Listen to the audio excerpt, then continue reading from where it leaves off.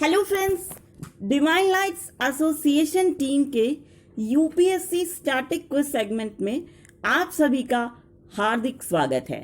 दोस्तों, इस सेगमेंट के तहत आज का जो टॉपिक हम आपके लिए लेकर के आए हैं वो है साइंस एंड टेक्नोलॉजी। तो चलिए दोस्तों, ये सेगमेंट हम जल्द से जल्द शुरू करते हैं। पहला क्वेश्चन है, सत्य कथन का चयन कीजिए। तो देखिए दोस्तों, जो सही कथन है वो हम आपको दे रहे हैं। ध्वनि की ऊंचाई उसके आयाम पर निर्भर करती है और आवृत्ति ध्वनि की पिच को निर्धारित करती है। नेक्स्ट क्वेश्चन है, कौन सी घटनाएं इंद्रधनुष के निर्माण में अपनी अहम भूमिका निभाती हैं?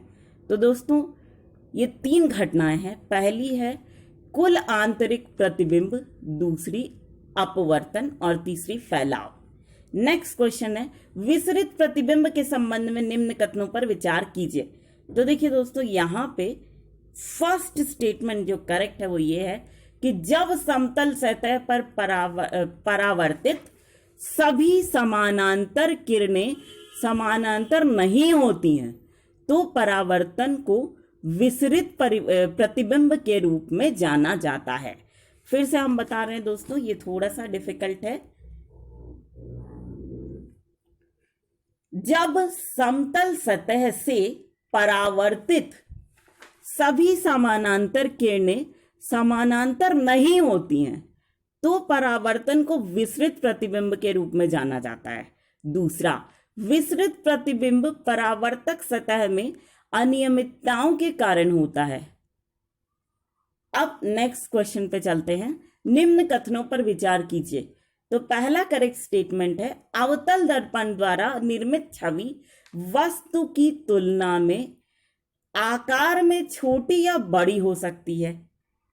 दूसरा, उत्तल दर्पण एक बड़े क्षेत्र में फैली वस्तुओं का चित्र बना सकते हैं। तीसरा, अवतल दर्पण द्वारा बनाई गई छवि वास्तविक या आभासीय दोनों हो सकती है। अब हम चलते हैं अपने नेक्स्ट क्वेश्चन पर। नेक्स्ट क्वेश्चन है, नोबेल पुरस्कार के संबंध में निम्न कथनों पर विचार कीजिए। तो दोस्तों, यहाँ पे जो करेक्ट स्टेटमेंट्स हम बता रहे हैं आपको, भौतिकी के क्षेत्र में नोबेल पुरस्कार royal academy of sciences Stockholm Sweden द्वारा दिया जाता है। दूसरा, नोबेल फाउंडेशन के कानून 50 साल तक सार्वजनिक रूप से या निजी तौर पर नामांकन के विषय में जानकारी के प्रकटीकरण को प्रतिबंधित करते हैं। नेक्स्ट क्वेश्चन है, कुल आंतरिक प्रतिबिंब के चित्र कौन कौन से हैं, ये आपको बताना है। तो दोस्तों, पहला है पानी में हवा के बुलबुले का चमकना। दूसरा, हीरे की जगमगाहट। तीसरा, सूरज की दृश्यता और उसकी अवधि। चौथा, मिराज और लूमिंग। पांचवा है नेत्र रोग। नेक्स्ट, कौन से ईंधन सेल रासायनिक प्रतिक्रिया द्वारा बिजली उत्पन्न करते हैं? तो यहां पे दोस्तों कुछ ईंधन सेल्स के नाम लिखे हुए हैं। पहला है पिघला हुआ कार्बोनेट, दूसरा है फास्फोरिक एसिड, तीसरा है हाइड्रोजन और चौथा है सॉलिड ऑक्साइड। नेक्स्ट क्वेश्चन, कौन से बल संपर्क बल के उदाहरण नहीं है? देखो, बल को फोर्स बोला जाता है इंग्लिश में, तो ये बोल रहा है कि कौन से ऐसे फोर्स हैं जो कांटेक्ट फोर्सेस के एग्जाम्पल नहीं है। तो देखो, पहला है इलेक्ट्रोस्टैटिक बल, दूसरा है चुंबकीय बल, तीसरा है गुरुत्वाकर्षण बल। ठीक, ये 3 बल हैं जो कांटेक्ट बल के या संपर्क बल के उदाहरण नहीं हैं। कौन कौन से? इलेक्ट्रोस्टैटिक बल, चुंबकीय बल और गुरुत्वाकर्षण बल।